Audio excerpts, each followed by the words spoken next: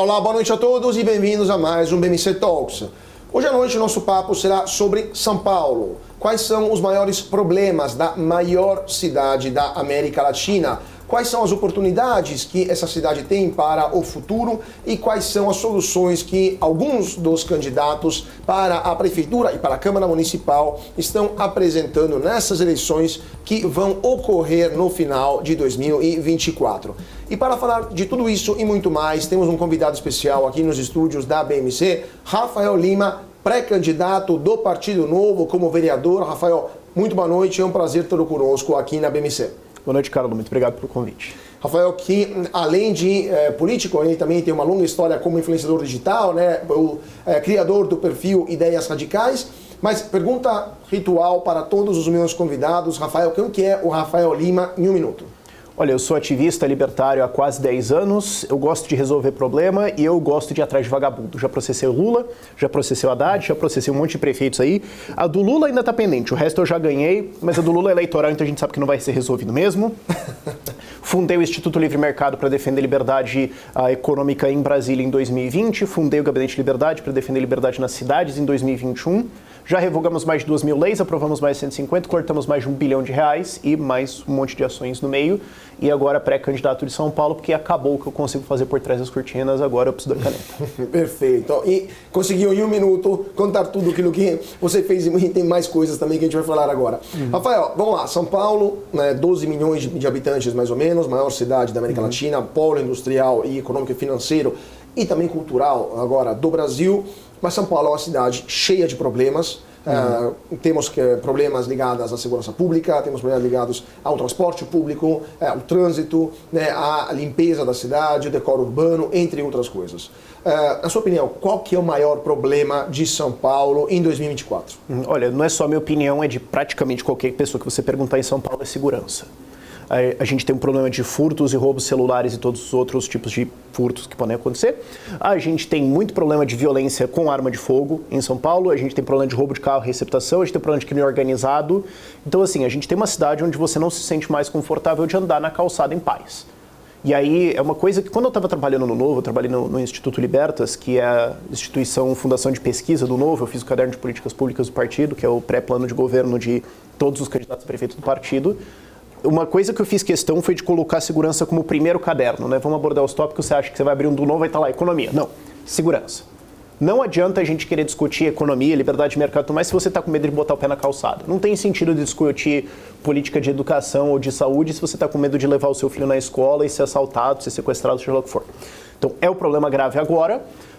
Tem um aspecto federal na legislação, que é a legislação de punição. Tem o aspecto estadual, que é parte dos tribunais é estadual, quando você sobe para outras instâncias se torna federal, mas principalmente os tribunais estaduais e a polícia militar. Agora, a cidade também tem um papel na segurança, porque crime é uma equação simples. Um indivíduo já da moralidade fragilizada, que já não está com as ideias no lugar, ele faz uma conta. Talvez ele não faça ela explicitamente, mas está na cabeça dele. Qual que é a chance de eu ser pego? Se eu for pego, quanto que eu me ferro? E se eu não for pego, o que que eu ganho? Se a conta fechar, ele faz. O que ele ganha tem mais a ver com o quão rico o país é. Não tem como o que a gente fazer.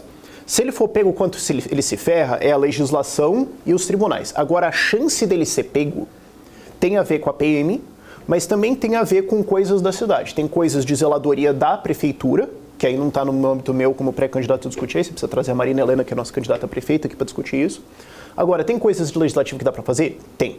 Tem uma proposta que eu trouxe para dentro do caderno de políticas públicas do Partido Novo e que estará entre as minhas quando eu estiver concorrendo aqui oficialmente, que é uma adaptação de Business Improvement Districts para o Brasil. O BID é uma lei muito comum nos Estados Unidos e na Europa, e eu vou trazer para cá, a tradução vai ser alguma coisa como Distrito de Melhoramento, Distrito de Desenvolvimento. Resumidamente, é uma associação urbana, uma associação local, que recebe um cashback de IPTU. Então, o que você faz? Moradores, comércio, indústria podem formar associações entre eles, qual composição eles quiserem. Vão ter que ter um estatuto, vão ter que ter regras, porque é um condomínio, não pode ser de qualquer jeito.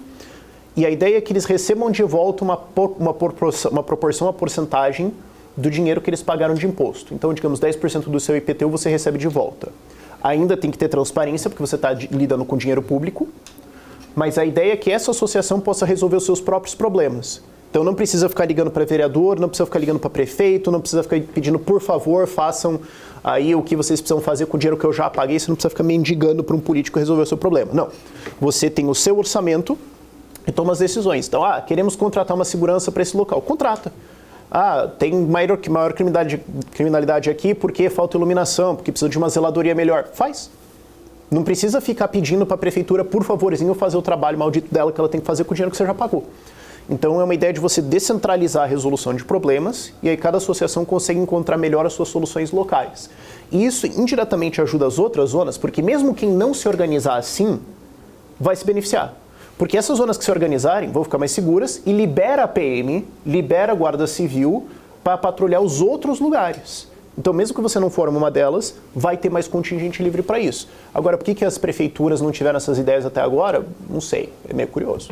Vamos, antes de continuar essa questão de segurança, você falou de cadernos de política pública e de IPTU. Me veio à mente que, alguns dias atrás, foi publicado o caderno de políticas públicas do PT, elaborado pela Fundação Perseu Abramo, e um dos pontos é o aumento progressivo do IPTU, dependendo se for um imóvel residencial ou comercial, a criação de bancos municipais também, ou seja, a criação de um banco da cidade de São Paulo, ou também, por exemplo, incentivos de políticas, apoio a sindicatos e organizações trabalhistas na luta contra a desigualdade no mercado. Então, eu estou lendo aqui agora desse documento.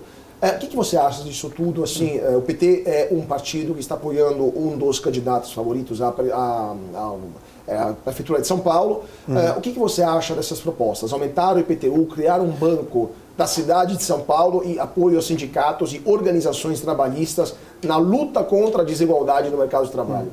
Quando saiu o caderno deles, eu até olhei, metade do caderno é técnico, não é ideologia de esquerda. Eles chamaram técnicos e fizeram. Eu tenho certeza que todas essas propostas serão ignoradas pelos candidatos do PT. Tenho certeza que, se tem alguma coisa ali com fundamentação científica e dados provando que vai funcionar, você pode ter certeza que a esquerda vai ignorar. Sobre o aumento de IPTU, o que eles estão fazendo é, na verdade, uma política de mandar empresas e geradores de emprego para cidades onde o novo é prefeito. Essa é a política deles. Porque o que eles querem fazer? Vamos subir IPTU em cima dos mais ricos, em cima das grandes empresas e tudo mais. Pois bem, felizmente existe algum nível de competição entre as cidades. E o que acontece? O esquerdista ele vê riqueza e fala, preciso roubar isso. Quando o Haddad faz, você não tem o que fazer. Sair do Brasil é muito difícil. Até tem uma empresa para ajudar pessoas a sair do Brasil, mas é para pessoas de mais alta renda e é uma mudança difícil. Você vai deixar a família, é um pouco mais incômodo. Mudar de cidade é muito mais simples. Então o que essa proposta vai fazer? Aonde for aprovado, eu acho que não vai ter tantas aprovações assim, porque o PT vai perder prefeituras à torta e direito essas eleições, ainda bem, porque é o que tem sido a tendência, inclusive recentemente nas últimas eleições. Onde for aprovado, quem for taxado nisso, as grandes empresas vão falar, pois bem, aonde que tem uma prefeitura do Novo? Vamos para lá. Porque essa prefeitura do PT vai estar sinalizando, você tem dinheiro, você gerou emprego, você é uma pessoa produtiva, você é uma empresa que está ajudando a cidade, fora daqui, não queremos você. Então, se você é um desses, esteja consciente de que prefeitos do Novo, por todo o Brasil, vão querer atrair você para a cidade deles, vão tentar resolver o seu problema. Então, eu acho que nessa aí o PT indiretamente está ajudando a gente. Segundo, banco. O petista adora uma estatal, né? Os caras, o PT vai criar um banco. Aí já dava para chamar a polícia. Já é caso criminal, porque não é possível. Os caras têm um correio que tem um monopólio e dá prejuízo. É fantástico, e aí você pega essa galera, eles vão querer criar um banco. Quase me dá vontade de falar, vai, cria. Só que eu tenho uma exigência. Os petistas têm que ser acionista. Pode ser? Prefeito, você pode criar, mas vai ser o seu dinheiro lá dentro. Você quer assim ou não? E vão responder com o patrimônio pessoal. E vai responder com o patrimônio pessoal. Se for assim, eu deixo. Pode ir, vai, faz. Mas é óbvio que vai dar errado. Eles querem ficar assumindo esse protagonismo de desenvolvimento econômico, mas não resolve, porque falta crédito no Brasil, porque precisa... Sabe por que falta crédito no Brasil? Porque em torno de 15 anos atrás, 2010, o governo federal gastava 32% do PIB. Hoje está em torno de 37%, quase 38%. E os serviços não melhoraram isso. Esse gasto extra veio de aumento de impostos e também de dívida. Toda vez que o governo emite dívida, ele vai vender tesouro direto e as pessoas que economizaram vão comprar título de dívida do governo. O que vai fazer com que falte dinheiro para ser investido em o que é realmente produtivo nas empresas. Aí o que o petista olha? Ele fala, falta crédito na economia, vamos parar a gastança do Lula? Vamos parar de comprar móvel para Janja? Não, vamos criar um banco petista. Não é à toa que os caras quebram tudo que eles pegam. Tá, a ideia é criar sem assaltar, né? Mas enfim, sem assaltar o banco. Mas eu também tenho minhas dúvidas que isso vai dar certo. Voltando um pouco à segurança segurança de São Paulo. Em São Paulo temos problemas graves de roubo de telefone celular, por exemplo, assaltos a especialmente mulheres que andam no carro sozinhas. Temos problemas também de tráfico de drogas cada vez mais presentes, infelizmente, em várias áreas da cidade e assaltos a casas, residências, etc., entre outras coisas. Você acha que a polícia, ou melhor, a Guarda Civil Metropolitana, que depende do prefeito, né, que tem uma certa direta ordem, obedece às ordens do prefeito, basicamente, e do secretário de Segurança Pública da cidade, deveria ter uma abordagem mais dura em relação a esses criminosos? Onde que eles estão errando? A PM não está colaborando? Eles estão atuando nas áreas erradas, enquanto Paulista e Faria Lima são as regiões com maiores incidências, maiores índices de furtos de telefones celulares? O que está sendo feito errado na parte da repressão e da prevenção do crime aqui em São Paulo? Ok, vamos lá. Primeiro, tem um ditado na aviação que eu gosto muito. Avião não cai só por um motivo. Para um avião cair, tem que dar muita coisa errada. Para a gente terminar com o desastre de criminalidade que a gente tem no Brasil, não é um problema. E não vai ser uma grande solução que vai resolver. O principal problema no Brasil, e isso não é só na criminalidade do assalto de celular, essas coisas, é toda a criminalidade, inclusive a corrupção, é a certeza da impunição. Vagabundo sabe que não vai acontecer nada com ele. Então a PM pode fazer um bom trabalho, eu tenho certeza que o Tarcísio e a PM deles estão fazendo um trabalho muito técnico. A PM de São Paulo é a mais técnica, a que mais utiliza dados e inteligência na sua atuação, é a que foi responsável pela queda de criminalidade no Brasil, que tem essa coisa de, depois do desarmamento a criminalidade no Brasil caiu, as mortes caíram. Não, desarmamento não tem efeito nisso, você está desarmando a população. O que aconteceu é que nesse mesmo período a PM de São Paulo ficou muito mais técnica no seu trabalho, e como a gente tem 1/4 da população do Brasil, se baixou as mortes aqui, a estatística de Brasil vai melhorar. A guarda municipal é uma guarda legalmente, constitucionalmente, patrimonial. A gente sabe que não é muito bem isso. O que você precisa é de olhos vendo. Então, se você tem gente ali que está vendo, que está prestando atenção no que está acontecendo nas zonas onde tem maior criminalidade, isso desincentiva o criminoso. Mesmo que ele saiba que depois vai chegar no juiz e o juiz vai dar um jeito de soltar ele, porque é o que acontece, e aí a lei federal não tem nada que a gente possa fazer aqui em nível municipal e estadual, quer dizer, os representantes hoje vão tender a subir, mas não tem nada aqui no âmbito que a gente possa fazer legislativo. Você ter a polícia olhando ali, o vagabundo pelo menos tem certeza que vai ser incomodado, que pode ser preso, que pode ser abordado, que pode, inclusive, se cair numa troca de tiro, pode cair e falta não vai fazer. Pelo menos isso coíbe. Então você precisa desse trabalho de dados de inteligência. Então você precisa de uma gestão técnica na guarda, que seja inteligente, que tenha experiência nisso, e que tenha os fundos e que tenha autonomia administrativa de, resolva. Então ele não precisa ficar se respondendo a políticos, de vamos colocar a polícia aqui porque é base eleitoral, vamos colocar mais aqui, vamos tirar de lá porque eles não estão votando na gente. Não pode ter isso. A questão também é que a Guarda Municipal de São Paulo tem que enfrentar problemas que outras guardas não fazem, outras guardas municipais, outros 5 mil municípios do Brasil não têm. Um exemplo é a Cracolândia, por exemplo. O tamanho da Cracolândia de São Paulo, com milhares de pessoas que estão no centro, é algo que nenhuma guarda municipal do país provavelmente teria a capacidade de enfrentar. Na sua opinião, como enfrentar esse problema? Qual seria a solução para um problema tão crônico para São Paulo como a presença de dependentes químicos, drogados, de fato, no centro da cidade? Podemos falar 3 décadas, 4 décadas, que deixam o centro inabitável, em sua grande parte. Esse outro caso de avião não cai por um motivo. Primeiro, o centro ficou abandonado porque a gente tem um monte de legislação socialista sobre imóveis em São Paulo. É curioso como São Paulo é inimiga da construção. Nós queremos preservar o centro antigo. Eu respeito a ideia. Agora, se você não permite novos desenvolvimentos, se você não permite uma constante evolução e modernização, vai defasando, vai ficando abandonado, vai ficando antigo, investimento sai, comércio sai, pessoas saem e vagabundo entra.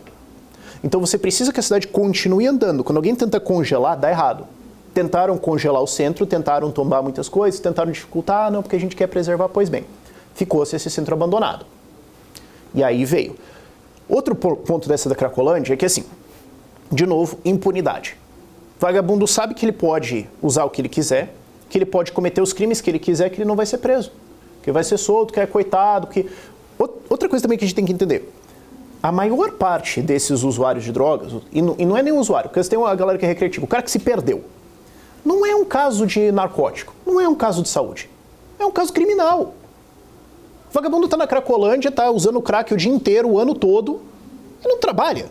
Ele não tem, ele tá vivendo de renda, ele investiu, ele comprou Bitcoin, ele é milionário, ele tá usando os dívidas. Não, ele rouba. Ele tá cometendo alguma atividade criminal e ele tem que ser preso. Ah, mas ele também é usuário de drogas. Tá bom, mas primeiro tem que ser preso. Por causa dos crimes que ele tá cometendo. Se você resolve isso, você já resolve boa parte dessa população. Outra parte dessa população, usuário de drogas, acabou caindo nisso porque, na verdade, é a população psiquiátrica. Durante a redemocratização do Brasil, existiam os manicômios e tinha coisas erradas sendo feitas lá, sim. Aí a esquerda olhou e falou, bom, teve erros aqui, o que nós vamos fazer? Tentar fazer melhor? Não, nós vamos explodir o negócio inteiro. Então não pode ter mais internação, não pode ter mais institucionalização. Beleza, então você vai fazer o que com o cara que é esquizofrênico e delira, que ele tá vendo coisas na rua e aí, com os psicóticos, qual que é o plano? Ah, o plano é que nós vamos resolver com amor. Foi todo mundo pra rua e da rua virou usuário de drogas. Depois você teve também os lockdowns, você tem parte da população de rua de São Paulo hoje, que é a maior do Brasil disparado, é a população dos lockdowns. Você consegue até ver, ter uma intuição visual. Quando é família, casal, filhos, a probabilidade de ser econômico é muito alta. Ou seja, a pessoa que perdeu o imóvel onde morava, não podia mais pagar aluguel porque perdeu o emprego durante a pandemia por causa do lockdown, não é isso? O que os lockdowns fizeram é que eles baixaram todo mundo 1 ou 2 níveis na vida. Sim. Só que quem já estava no chão fez o quê? Quem já estava na favela, quem já estava no cortiço fez o quê? Foi pra rua. E aí não é a pessoa que vai sozinha, é família. E aí o que acontece? Uma vez que você entra na rua, doenças psiquiátricas começam a acontecer, porque é um ambiente insalubre, as drogas estão lá, o crime está lá. Então, por mais que seja uma pessoa boa que estava tentando e que acabou na rua, a tentação vai lá. 1 mês, 2, 3, 1 ano, 2, 3, 1 hora vai levar a pessoa, não tem jeito. Então essa população começa a virar usuário de drogas. Esses programas de vamos tentar arranjar emprego para essas pessoas, são as pessoas que estão tentando resolver, são as pessoas que estão muitas vezes ali porque recebem isso, recebem aquilo, e o cálculo frio econômico delas é que é melhor ficar na rua recebendo do que tentar fazer alguma coisinha ou ir para longe dos centros das cidades. E aí não está errado quem está dando, não é isso. O que a gente precisa fazer é ter geração de emprego nessa cidade, de todos os níveis, inclusive dos baixos, e de ir tirar essa pessoa da rua e falar, ó, temos uma parceria aqui, a prefeitura fez parcerias com empresas de emprego simples, tá aqui uma oportunidade. Só que aí depois você tem em cima o governo federal dificultando, beleza, você vai contratar esse cara na CLT com chance de processo trabalhista, com chance disso, aí o pessoal não vai querer se envolver. Claro. Agora, passando um pouco para outro assunto, outro aspecto muito importante para a vida de São Paulo, que infelizmente o tempo aqui está correndo. Um dos assuntos mais comentados, mais discutidos, mais debatidos e vai continuar sendo um dos assuntos mais importantes na próxima legislatura na cidade de São Paulo é o plano diretor, né? Essa mudança do urbanismo na cidade, novidades que foram implementadas já há mais de uma década no antigo plano diretor, na época era prefeito Fernando Haddad. O plano diretor foi mudado há alguns meses e ainda está em fase de aprovação alguns pontos. Qual que é a sua opinião sobre o plano diretor atual de São Paulo, que até poucos meses atrás basicamente proibia a construção de prédios maiores com vaga de garagem, longe dos eixos urbanos, e hoje aparentemente está um pouco mais macio em termos de dar liberdade de poder construir nos miolos dos bairros, entre outros aspectos. Qual é a sua opinião sobre o plano diretor e o que você mudaria? Qual seria a solução para uma São Paulo mais moderna, na sua opinião, para um plano diretor adequado para uma metrópole como São Paulo? Olha, o plano diretor ele é votado a cada 10 anos, então esse próximo mandato, essa próxima legislatura não vai deliberar sobre ele, ainda vai ter um período. Agora, esse atual, que foi votado ano passado, se não me engano, é muito menos pior do que o do Haddad. Ele é bom pra caramba? Não, mas ele é claramente menos pior. O que acontece é que existe um fenômeno que é o NIMBY, que é uma sigla em inglês para Not in My Backyard. É o cara que não quer que tenha alguma coisa perto dele. Ah, então eu preciso instalar um hospital na cidade. Não quero do lado da minha casa porque vai ter sirene. Tá, mas quando você precisar de hospital, você vai querer. Não, mas pode ser ali 6 quadras, assim, aí não vai ter barulho, não vai me incomodar, mas eu vou quando eu quero. Tá, mas e se todo mundo pensar assim? Aí vai todo mundo trabalhar para o hospital não ser do lado dele. Beleza, então nós vamos para o hospital onde? Ah, precisa ter mais construção. Ah, mas, poxa, precisa ter mais construção em São Paulo? Os dados são brutais. O déficit imobiliário de São Paulo hoje é em torno de 300 a 400 mil imóveis. Não é pessoas, é imóveis. Déficit imobiliário é pessoas que gostariam de morar em São Paulo que estão gastando muito da sua renda com aluguel. Então, se tivesse mais oferta, o preço ia cair. E ele vai, até o fim de 2030, para 700 mil imóveis. Segundo dados do censo, você tem em média 3 pessoas por habitação. Então, o déficit imobiliário de São Paulo é em torno de, até 2030, 2 milhões de pessoas.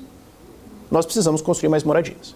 Ah, mas tem muito em São Paulo. São Paulo é uma cidade de 12 milhões de pessoas. Às vezes é difícil imaginar a magnitude disso, mas nós precisamos construir mais. Ah, mas tem muitos imóveis vagos. Tem muitos imóveis vagos que estão insalubres. Se você for no centro antigo, você vai ver, o imóvel está vago, sim, alguém quer morar aqui? Se você tentar alugar isso aqui, você vai preso. Ou às vezes são imóveis que não tem mais estrutura para receber, a fiação antiga não recebe mais o que a gente tem hoje de eletrodomésticos, todas essas coisas. Então a gente precisa continuar construindo com qualidade. E isso precisa ser feito ao redor das infraestruturas. Não é que precisa ser feito no sentido do Estado obrigar, mas onde faz mais sentido. E nós temos hoje grandes linhas de metrô que custaram muito caro, custaram centenas de milhões de reais por quilômetro, e às vezes você sai, e não estou nem falando das novas, não precisa pegar a ponta da linha roxa. Você sai da Ana Rosa, azul com a verde, sai e tem predinho de 2 andares na frente, senhores. Então, na sua opinião, deveria ser mudada, porque o plano diretor pode ser modificado ao longo de uma legislatura. Então, na sua opinião, tem alterações que podem ser feitas. Alguma alteração para aumentar a metragem construída em São Paulo. Sim. Mas a gente viu agora um caso recente, por exemplo, do bairro de Vila Nova Conceição, onde os moradores também se recusaram a fazer abaixo assinado e o prefeito acabou vetando essa mudança. Você acha que a população de São Paulo está preparada? Ela entende essa necessidade de precisar de novas habitações, de novas casas, novas moradias, mas ao mesmo tempo, fenômeno NIMBY, ninguém quer um prédio do lado da sua casa? Ninguém quer uma obra do lado de casa, ninguém quer um hospital dentro de casa com um sirene de ambulância, ninguém quer uma escola do lado de casa com crianças fazendo gritaria, mas precisa ter em algum lugar. E eu entendo que as pessoas não gostam, vai ter obra do meu lado fazendo barulho. Pois bem, mas quando a sua casa foi construída também fez barulho. Então a sua pode, mas as outras não. Tem que caber para todo mundo. Então vai ser incômodo? Vai ser incômodo, mas essa é a parte de morar numa metrópole. As pessoas estão entendendo isso? Infelizmente não. As pessoas ainda não sabem os números, mas é porque São Paulo é uma cidade colossal. Então é muito fácil você olhar para uma cidade desse tamanho e falar, mas como assim falta imóveis? Pois é. Mas não tem um jeito de resolver? Não tem. Esse é o jeito que nós conhecemos e a gente já tem outras cidades que foram muito referência nisso, em abrir a sua facilidade de construção e conseguir resultados. Uma grande referência disso é Austin, no Texas, lá nos Estados Unidos. Era uma das cidades mais caras em termos de disparidade do custo de imóveis para a renda local.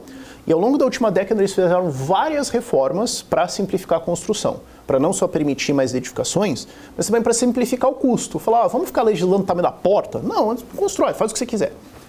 E Austin, nos Estados Unidos, é uma das cidades que mais caiu o custo de morar e de comprar e de alugar nos Estados Unidos. A gente tem outro exemplo, alguém pode falar, mas é Estados Unidos, outro país desenvolvido. Tá bom, Argentina. O Javier Milei entrou no poder e simplificou a lei de aluguéis de imóveis. Falou, vocês podem fazer contrato em dólar, vamos facilitar construir, vamos facilitar... A oferta de imóveis quase triplicou. Preços estão em termos reais caindo. Ainda é um ajuste, a Argentina ainda está em um grande ajuste, mas a inundação de imóveis que teve em Buenos Aires foi muito significativa e agora o setor de construção está retomando. O ponto é, se você trata quem constrói como inimigo, não vai ter casa.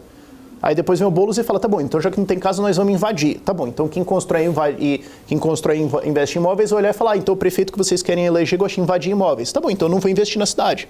Aí depois eles reclamam, mas por que não estão construindo? Falta coisas. Gente, é interessante esse ponto. Eu vou pegar esse gancho também. Você falou do Boulos na questão da invasão. O Boulos é o candidato, um dos 2 candidatos favoritos, podemos falar assim, né? Pré-candidatos, aliás. Um é o Boulos, o outro é o atual prefeito Ricardo Nunes. Qual que é a sua opinião? O que vai acontecer? O que aconteceria se o Boulos ganhasse essa eleição, considerando que em 2020 o Boulos chegou a obter 44% das preferências no segundo turno nos paulistanos? Então, ele ainda tem um capital político importante nessa eleição. O que você acha que aconteceria no curto prazo e ao longo do mandato se o Boulos se tornasse prefeito de São Paulo? Olha, a gente não precisa especular, a gente pode olhar os fatos. O pessoal tem uma grande prefeitura no Brasil, é Belém. A aprovação do prefeito de Belém é 6%. 6, não é 60%, 6%. É um desastre completo. Quem está de Belém assistindo isso, ou quem puder e quiser assim, esse turismo político, vá a Belém, você vai ver pilhas de lixo na rua. O sujeito não consegue catar lixo. É um desastre completo. E, curiosamente, no Gabinete Liberdade, a gente atende Belém. A minha equipe olha o orçamento de Belém. Aquele orçamento é um desastre. É uma irresponsabilidade. A gente já pegou erro de soma naquele orçamento. É um negócio bizarro. Outra coisa também que o pessoal teve uma posição muito forte contra. Novo marco do saneamento. O novo marco do saneamento foi aprovado na gestão Bolsonaro. Agora o Tarcísio está fazendo a privatização da Sabesp para levar a universalização de esgoto para o Brasil. São Paulo já tem uma boa cobertura de esgoto e água, é verdade. Agora, Guarulhos joga 90% do seu esgoto sem nenhum tratamento no Tietê. Por isso que tem aquele cheiro maravilhoso. O PSOL votou sistematicamente contra, e o Boulos, na equipe de transição do Lula, que estava todo mundo lá, uma das funções dele era combater o novo marco do saneamento. Quer dizer, ele colocou o trabalho dele, a dedicação dele em evitar a universalização do saneamento do Brasil. Essa foi a prioridade deles. Evitar tratamento de esgoto, evitar água potável. Não dá para entender. Isso é histórico dele. Outras coisas também, às vezes é o pequeno que fala. A gente tem aqui em São Paulo uma deputada federal, Adriana Ventura, do Novo. Ela e o Boulos pegam o mesmo voo para Brasília, do mesmo aeroporto. Como é que ele gasta assim 5 vezes mais? Agora eu estou circuncisando o número um pouco, eu não lembro exatamente. Mas é questão de 3, 5 vezes mais o gasto dele de passagem aérea do que ela. Por quê? Ela compra todas as passagens dela no começo do ano. Porque você sabe quando vai ser as sessões. Não é surpresa. Você sabe quando você tem que aparecer no escritório. Ela compra todas as passagens no começo do ano, compra tudo baratinho. Ele compra no dia anterior. Então, se ele não consegue nem se planejar para fazer uma viagem aérea e economizar o seu dinheiro pagador de imposto, você acha que ele vai fazer o quê com o orçamento de São Paulo, que vai ser da ordem de 120 bilhões de reais, que rivaliza com o orçamento do estado de Minas Gerais e do Rio de Janeiro? E não só isso. São Paulo tem em torno de 6, 7 mil cargos de nomeação. Vamos ao histórico. O Boulos foi o relator em Brasília do processo de acusação de rachadinha do Janones. Réu confesso. Tem o áudio dele. Não há disputa. Tanto que a defesa do Boulos não foi que não houve. Foi que foi no mandato anterior. Então tudo bem. Então foi reeleito, então tudo bem. Então ele aparentemente acredita que, como essas acusações do Janones de rachadinha são no mandato anterior, não tem problema. Esse seria o prefeito que nomearia 6, 7 mil cargos de nomeação em São Paulo. Alguém acha que isso aí vai dar certo? Ou seja, a invasão, provavelmente, é o último dos problemas, né? Rafael, vamos pegar o gancho daqui a pouquinho desse ponto, mas antes disso, vamos para um rápido intervalo, 2 minutinhos e já voltamos com Rafael Lima, das Ideias Radicais, pré-candidato a vereador aqui em São Paulo pelo Partido Novo, para conversar com a gente aqui na BMC Talks. Não saia daí, voltamos já já.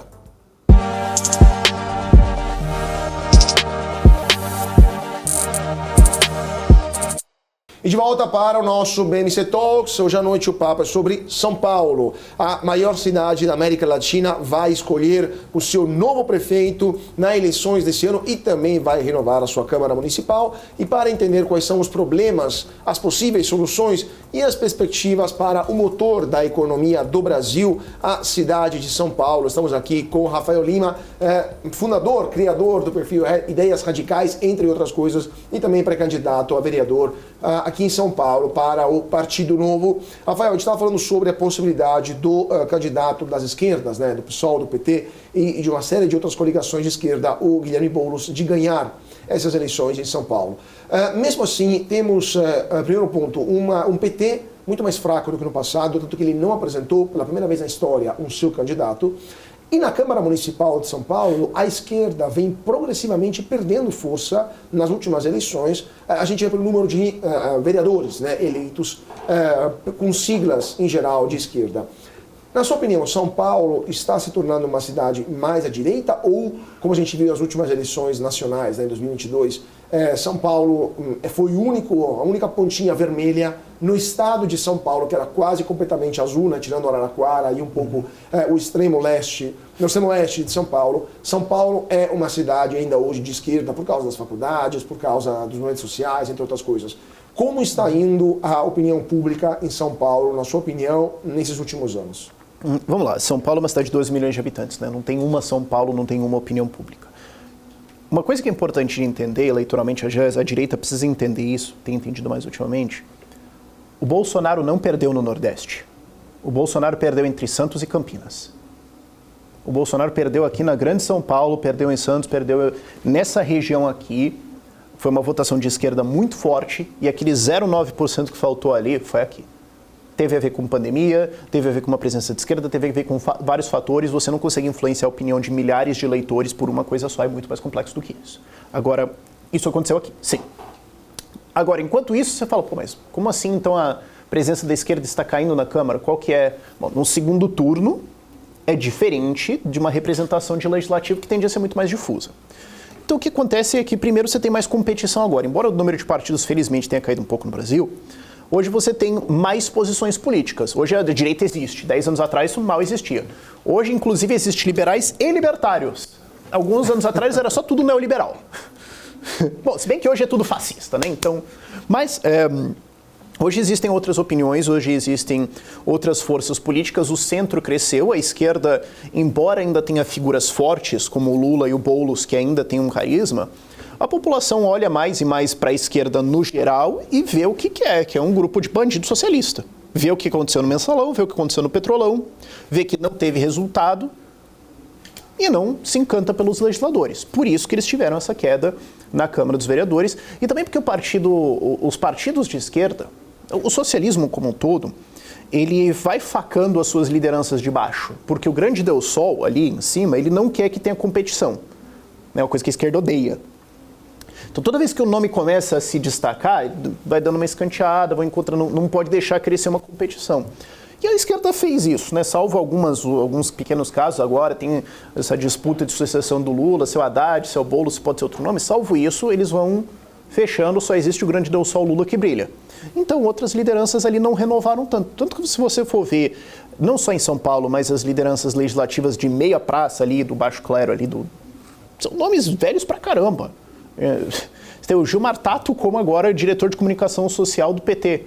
Gente, hoje a gente está na era de redes sociais, não tem alguém um pouco mais novo para fazer isso? Não, não tem, e não vão deixar.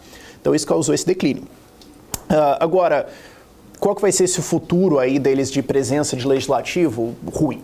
E eles já estão notando isso. Não à toa, o grande foco do PT hoje, fora na economia taxar para gastar e para tentar criar um bom econômico, é censurar redes sociais. Porque eles já entenderam que nesse debate aqui, eu consigo ter 800 mil inscritos no YouTube hoje, falando de libertarianismo, falando, gente, imposto é roubo, está numa gangue, ensinando Mises, ensinando contra o Estado. 800 mil pessoas, isso não existia 10 anos atrás. Aí eles olham para isso e eles sabem que eles não têm que competir, eles não têm o que responder, agora eles estão preocupados com os memes do Haddad. Então eles estão tentando censurar porque eles sabem que se continuar assim, eles vão continuar caindo. Deixa eu perguntar, interessante essa questão do Gilmar Tato e também a questão das redes sociais. Pequena parêntese, telegráfico. Falar que imposto é roubo e que Estado é uma gangue, de fato, é uma posição libertária clássica, né? Isso sim, está nos livros há 150 anos, pelo menos. Mas você não acha que afasta um pouco o grande público? Porque mesmo se a pessoa acha imposto algo pesado, algo que está tungando parte da sua renda, usar o termo imposto é roubo, você não acha que acaba sendo algo agressivo demais para o brasileiro médio que tem até medo de falar algo do tipo, e mesmo ele concordando, tem medo de falar, tem medo de se posicionar desse jeito? O Milei falou isso e ganhou a eleição. Ótima resposta. Então, telegráfico perfeito. Voltando ao Gilmar Tato. O Gilmar Tato ele se tornou o líder daquilo que ele chamou de gabinete da ousadia, né, que parece mais o nome de uma escola de samba ou de um pagode, né, de churrasco, do que de uma organização política de algum tipo. Mas, de fato, eles estão mobilizando dezenas ou centenas de influenciadores digitais, até tem entidades que organizam isso, aquela famosa Mind8, né, que estava por trás disso, através de dinheiro público, até mesmo fazendo reuniões de pautas todas as segundas-feiras, nos ambientes do próprio Palácio do Planalto. O que você acha desse uso de influenciadores como um instrumento de propaganda política, usando dinheiro público, e a direita, por que a direita nunca conseguiu fazer isso? A direita precisa disso, ou eles estão tentando imitar a direita que faz isso de graça, porque batalha por um ideal e não por grana?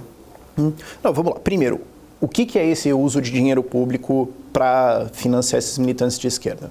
O Murray Rothbard já falava isso no livro dele, Anatomia do Estado, acho que é dos anos 60.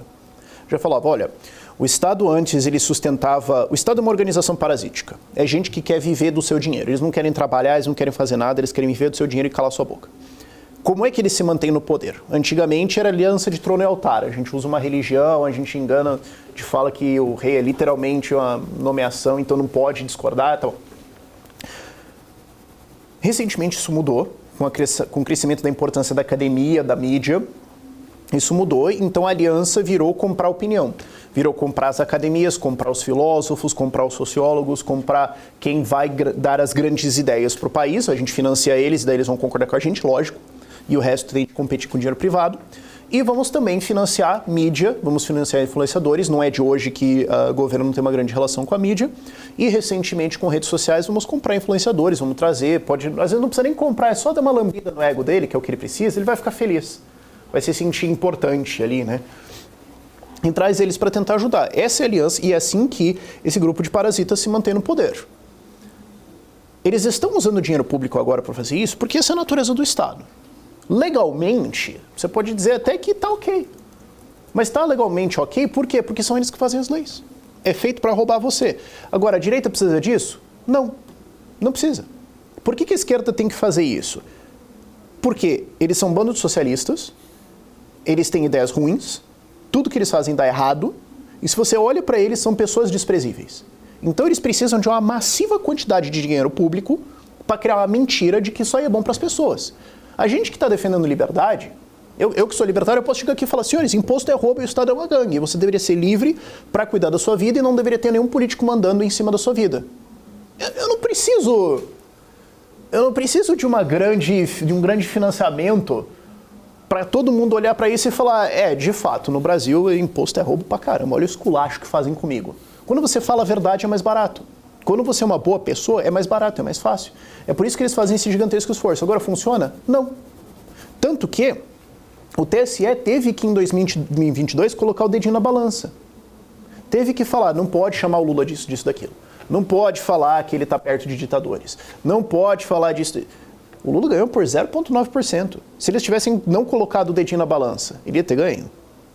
Se o documentário do Brasil Paralelo, que foi censurado sem ser assistido, tivesse veiculado, ele teria ganho.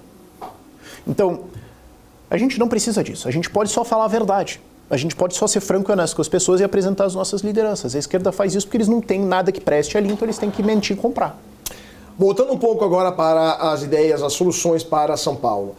Você é da ala mais, vamos dizer, libertária do Partido Novo, né? Então, imagino que o lema é privatiza tudo, privatiza já atrasou, já demorou para privatizar. Em São Paulo, caso você fosse eleito vereador, né? Quais seriam, na sua opinião, as coisas imediatas, entidades a serem privatizadas, bens públicos a serem alienados, ou qualquer coisa que possa ser entregue para a iniciativa privada imediatamente? O que você privatizaria em São Paulo de imediato numa eventual gestão, quem sabe, do Partido Novo da cidade?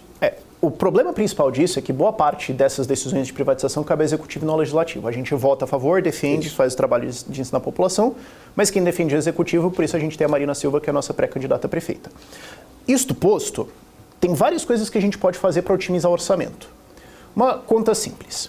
O custo por aluno, você pegar o custo de toda a Secretaria de Educação de São Paulo e dividir pelo número de alunos, dá em torno de R$ 1.800 por mês por aluno. O custo médio de uma escola privada em São Paulo é R$ 1.500. E a gente sabe que essas escolas são melhores. Ah, não, mas o ITA é uma escola pública e é muito melhor do que... É o ITA. A gente tem que falar da média. A gente sabe que na média elas são melhores. A gente sabe que na média o privado faz uma gestão melhor do que o público. É por isso, inclusive, que as esquerdas ficam tentando fazer várias barreiras para isso não acontecer, porque elas vão ser escrachadas nisso. Então, a gente pode tomar essas decisões de ter uma gestão melhor. Outra coisa que a gente viu também, é muito fácil de ver em São Paulo, é a gestão das linhas de metrô. A gente sabe que as PPPs operam melhor, têm menos problemas do que as que ainda estão na mão do Estado. Não tem muito debate em cima disso. E tem várias outras coisas que você pode fazer para conceder, para retirar da gestão pública, porque isso, primeiro, torna o sistema muito mais claro e transparente, muito mais responsável. Porque quando você tem a política da prefeitura fazendo, vamos pegar um caso concreto, para não ficar muito teórico aqui. Quando teve aquela puta ventania, caiu um monte de árvore, acabou a luz, um monte de comerciante perdeu, talvez você que esteja assistindo esteja nisso, perdeu estoque, que estava congelado porque não tinha luz. Por que aconteceu? Aconteceu uma grande ventania inesperada e a poda da cidade estava atrasada, né, porque a cidade tem uma cidade com o porte de São Paulo com 120 bilhões de reais, tem dificuldade de cortar uma árvore, esse é o nível que a gente tem. A poda estava atrasada, deu problema. Tá bom. O responsável por isso sofreu alguma punição? Teve que pagar uma multa? Não. As equipes por isso? Não. Mudou alguma coisa? Não. Vai acontecer de novo. A regra é clara. Se ninguém se ferra quando alguma coisa dá errado, vai dar errado de novo. Então, se você transfere isso para iniciativa privada, fala, não é trabalho da prefeitura ficar podando árvore. A gente pode fazer essas associações, como eu falei antes daquela minha proposta de distritos de desenvolvimento, ou a gente pode falar, a gente contrata empresas para fazer isso, tem que estar aqui, está aqui a meta, tem que estar podado assim, e se der problema você está na rua e paga a multa. Quando você faz essa transferência, você tem mais responsabilização. E se você não tem punição, é a mesma coisa que crime. Se o crime não tem punição, ele vai acontecer. Se a incompetência não tem punição, ela vai acontecer. E o que você tem quando você tem funcionalismo público, por mais que tenha muita gente boa ali, que quer de fato trabalhar, a gente sabe que também tem um monte de vagabundo. E não tem punição. Se eles não fizerem, não dá nada. Mas deixa eu fazer um pouco de advogado do diabo, porque de fato a gente tem em São Paulo um caso de entrega do transporte público, agora passando um pouco para o transporte público urbano, metropolitano. Uma entrega de uma linha de trem para o transporte público, se não me engano, a linha Rubi, aqui em São Paulo, que teve uma tonelada de problemas, de atrasos, de trens que não funcionavam, entre o descarrilhamento, entre outras coisas, né? Posso estar enganado qual que é o nome o número da linha, vou dar uma pesquisada agora. E era entregue para um consórcio, né, de iniciativa privada. Acontece também, pode acontecer casos em que uma empresa concessionária não consiga entregar um serviço à altura, e nesse caso, o que deveria ser feito? Reestatizar. É um monopólio natural, não tem jeito de deixar para a iniciativa privada, ou simplesmente criar um arcabouço de regras adequado para punir aquela empresa que não está atuando da forma como está prevista pelos contratos? Só porque é privado não quer dizer que vai ser bom. É só ver a lista de empresas do escândalo da Lava Jato. Você tem associação, o Estado não é só ele mesmo ali. Tem empresários, sim, que vão ali no Estado e falam, vamos fazer uma licitação aqui, a gente diz que é privatização, você passa para mim um monopólio, eu cobro o que eu quiser e está tudo bem, a gente vai continuar sendo incompetente. Isso existe, isso pode acontecer. Isso acontece especialmente quando a privatização é feita por gente que não quer realmente resolver. O que eles querem fazer é passar para um amigo. Isso acontece. E são parasitas também. O que você precisa é ter gente técnica no governo, gente que defende liberdade, gente que defende responsabilização, que defende bons contratos, que defende propriedade privada, que vai falar, vamos fazer uma privatização, uma concessão bem feita. A Marina é esse caso. A Marina estava na equipe do Guedes na parte do pente fino das empresas estatais para vender. Então ela tem experiência nisso. Você precisa de uma pessoa assim. Porque, vamos lá, a Dilma privatizou aeroportos para preparar os aeroportos para a Copa. E aí? Galeão ficou bom? Viracopos faliu. Pois é, depende de como é feito, qual que é o modelo, né, de privatização. E você tem que ter a punição em cima. Claro. O problema é que, como eu falei várias vezes, o problema do Brasil é a impunidade. Então, se você tem um contrato de licitação, de privatização, de concessão, do que for, e a empresa sabe que ela pode fazer o que ela quiser, que ela não vai sofrer nenhuma punição, vai virar palhaçada. Claro. Só para dar a correção, linha 8, Diamante, linha 9, Esmeralda, né, que são administradas pela Via Mobilidade e apresentaram o triplo de falhas do que as linhas administradas pela CPTM, por uma série de razões, né? Então, só para a gente entender quais seriam as eventuais soluções. Agora, continuando ao assunto transporte público urbano e trânsito também. São Paulo é uma cidade caótica em termos de trânsito, muito melhorou nos últimos anos, a pandemia também reduziu o número de carros na rua por óbvias razões, né? Mas mesmo assim temos indicadores muito ruins de trânsito em São Paulo e o transporte público não é adequado à demanda, né, ao fluxo de pessoas que todos os dias se movem, né, se deslocam dentro de São Paulo. Só da Zona Leste tem uma população do tamanho do Uruguai que todo dia vai para o centro ou para outras regiões de São Paulo. Na sua opinião, qual seria a solução para resolver ou para amenizar o sofrimento, né, de fato, dessas pessoas que devem utilizar transporte público ou também que devem enfrentar o trânsito de São Paulo todos os dias? Esse aí é outro problema de avião não cai só por um motivo. É uma série de coisas para gerar uma crise desse tamanho. Primeiro, a gente teve muita intervenção política no desenho da cidade. Vale lembrar, boa parte da Zona Leste se desenvolveu por uma decisão do governo militar. Vamos colocar o pessoal lá na Caixa Prego, lá nas Coab, e daí a gente jura que a gente vai levar metrô. Levou uma era para chegar metrô. Na época tinha promessa, nós vamos levar indústria, porque a indústria estava ali no eixo do ABC. Não, nós vamos levar indústria. Mas como é que político vai levar indústria para um bairro? Eu adoraria entender isso. Até porque se ele fosse bom em fazer isso, ele abria a própria indústria, né? Tem alguma coisa esquisita aí. Prometeram que ia levar indústria, não levaram nada. Aí chegou o Lula e falou, já sei, eu vou colocar o estádio do Corinthians. Agora ficou bom.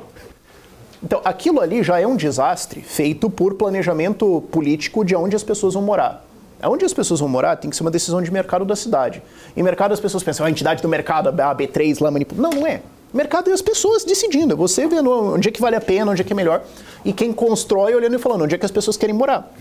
E a gente tem bairros nas regiões centrais de São Paulo, onde só tem casinha. Por quê? Porque é proibido colocar moradia lá. Ah, não, mas porque vai ter muita gente. Senhores, São Paulo tem 12 milhões de habitantes. Se você não quer que tenha muita gente, você pode criar carneiro no interior. Desculpa quem se ofender, mas é a realidade. Então a gente tem que permitir mais construção perto dos centros onde tem emprego. E outra coisa também é que, e isso eu fiz muita questão de colocar dentro do caderno de políticas públicas do Novo, e não só isso. Quando eu apresentei, quando eu trabalhava no Libertas, eu apresentei isso em janeiro para a primeira leva de pré-candidatos a prefeito do Novo. Eu falei, senhores, olha, essa aqui é a melhor proposta do caderno, é a mais importante disparado. Se ela não estiver no caderno de propostas de vocês, eu vou aparecer na casa de vocês com um pedaço de pau e nós vamos ter uma conversa diferente. Regularização fundiária. Metade dos lotes imobiliários do Brasil, eu não estou falando de casas, prédios, ok, lote imobiliário terreno, você pode ter vários prédios, casas em cima. Metade dos lotes imobiliários no Brasil é irregular. Então são pessoas que não têm o direito à propriedade privada de onde elas estão. Não estou falando de invasão, MST, etc. Estou falando de problemas burocráticos, de falta algum papel, de porque tem a multa do... Essas coisas, e as pessoas não têm o direito da escritura de onde elas estão.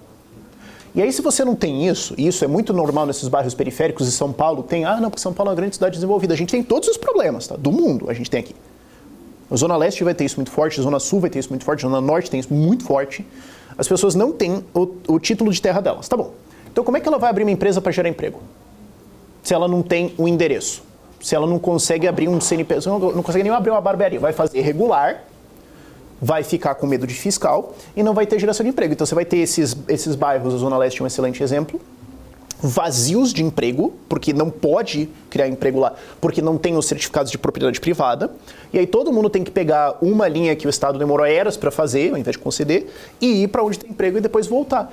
É uma questão simples da prefeitura falar, vamos fazer uma regularização fundiária. O Novo já fez, o Adriano é uma das grandes referências no Brasil. O Adriano Silva, prefeito de Joinville, eu não vou lembrar precisamente a aprovação dele, mas em torno de 93%. É basicamente o inverso do prefeito de Belém do PSOL. Ele fez um processo de regularização fundiária e regularizou milhares de terrenos na cidade, dando a escritura na mão das pessoas. E depois disso vem emprego, depois disso vem o desenvolvimento e a coisa começa a funcionar. O Nunes não fez por quê? E agora, na campanha dele, ele está indo pelos bairros, pelas periferias, falando, vou fazer a regularização fundiária. Nunes, o senhor é prefeito há 4 anos. Não fez por quê? Estava ocupado? Bom, Rafael, só para a gente terminar, porque temos apenas 3 minutinhos. Você falou justamente, citou casos de prefeitos, vereadores aqui em São Paulo, né, a Cris Monteiro, deputados federais também, né, Adriana Ventura, entre outros, do Partido Novo. Todos com aprovações muito elevadas e todos com históricos de entregas muito robustos, né? Na sua opinião, é claro, você é filiado ao partido, candidato pelo Partido Novo, pré-candidato pelo Partido Novo. Por que o Partido Novo tem quadros tão melhores do que outros partidos? E, ao mesmo tempo, por que o Partido Novo, pelo menos até o momento, não consegue angariar tanta, vamos dizer assim, tanta popularidade, tanto voto, quanto essas pessoas demonstram de popularidade e de eficiência onde eles atuam, né, nas várias áreas onde eles atuam? Olha, vamos lá. Por que a gente tem bons mandatários? Porque o Novo é o único partido que é garantidamente a única cozinha limpa no bairro. Você tem gente boa em outros partidos. Você tem gente, eu não estou dizendo que só os puros estão apenas no Novo. Você tem gente boa em outros partidos, sim. Agora, em termos de estrutura partidária, de dirigentes e tudo mais, o Novo é o único lugar que você tem certeza que o dirigente não vai te passar a perna. Você tem certeza que não vai ter venda e compra de chapa. Que você tem certeza que não tem dirigente respondendo por processo, já foi condenado e tudo mais. É um partido limpo. Então os caras não vão roubar, são honestos em primeiro lugar. Não só na corrupção, não existe. Não só isso. É na gestão do partido. Nós temos ideais, nós somos um partido de direita liberal. Essa foi a grande reforma que a gente fez após 2022, de falar, nós somos um partido de direita liberal. Nós temos esses valores claros. A gente vai trazer quem defende isso, nós vamos fazer isso aqui a sério. A gente não está aqui pela política, e ninguém ali quer sonho, ser político. A galera fala assim, Rafael, você quer ser político? Não. Não, eu não quero. Eu queria muitas outras coisas para minha vida. Mas se eu não fizer nada, vai ficar isso aí. Eu vou fazer o quê? Um policial quer trocar tiro com um bandido? Não. Um bombeiro quer entrar num prédio pegando fogo? Não, mas tem que. Então, mas voltando. O Partido Novo teve essa mudança, agora essa atualização, essa clarificação na comunicação. E a verdade é, e a gente era zoado por isso e com razão, de ser um partido muito sapatênis, um partido muito elitista, e de fato era, isso acontecia. Agora, a gente tem novos quadros, aliás, inclusive as pessoas não conhecem muito, procurem o prefeito Gleidson, de Divinópolis, que é o irmão do Cleitinho. Procurem o Falcão, prefeito de Patos de Minas. Vocês vão ver que são pessoas que só ele fala, quase nem parece que eu tô novo. Eu adoro os dois. Procurem eles. A gente está agora trazendo muito mais pessoas, não com essa coisa de, tem que ter 4 doutorados em Harvard para ser candidato. A gente está trazendo pessoas que têm esses valores, mas não têm um grande conhecimento técnico, que tudo bem, não precisa ter. Você precisa ter os valores, você precisa ter a moral correta, e você precisa ter uma direção certa, e precisa trabalhar em equipe. E a gente também está melhorando muito a comunicação. Por um tempo ficou meio ruim, de fato. A gente ainda estava aprendendo, a gente estava engatinhando. E eu acho que o Milei ensinou muito pra gente. Eu acho que o grande aprendizado que eu estou incorporando muito também é assim, ninguém se importa com ouvir os meios técnicos, né? Você vai comprar um carro, você não quer saber como é que o motor funciona. Você quer saber se ele é confortável. Então a gente ficou muito tempo falando assim da desburocratização, da não sei o quê, da auditoria do... O Lula foi eleito, mentindo, falando de picanha, cervejinha, churrasco e viagem. Ele foi eleito falando de capitalismo. Ele foi eleito falando de riqueza, de prosperidade. Mas ele falou de resultado. Ele não ficou falando de meios, até porque não tem os meios para fornecer isso. Só que nós somos o partido direita liberal que de fato defende capitalismo e prosperidade, que de fato vai entregar esses resultados. A gente precisa focar muito mais em falar, nós somos o partido do emprego, da renda do desenvolvimento e do combate ao crime. Depois a gente, quando ganha, a gente entra no técnico e tudo mais. A pessoa não quer ficar ouvindo palestra de economia, não. Pois é, né? Não se ganha eleição falando de Rothbard ou de Mises, mesmo que eles sejam muito importantes. O Milei fez um pouquinho, mas também a motosserra ajudou. Exatamente, mas lá era outro momento. A Argentina sempre diferente, né? Vamos lá, Rafael, eu teria outras milhões de perguntas para te fazer, mas infelizmente a produção está me dizendo que o tempo acabou. Muito obrigado ao Rafael Lima, das Ideias Radicais, pré-candidato pelo Partido Novo, aqui como vereador em São Paulo. Foi um prazer, volte sempre. Obrigado. E muito obrigado a vocês também que estão seguindo a gente. Continue com a nossa programação aqui na BMC e nos vemos na semana que vem para mais um papo sobre política, economia, finanças, negócios e internacional. Mais uma vez, muito obrigado a todos pela atenção, uma ótima noite e até mais.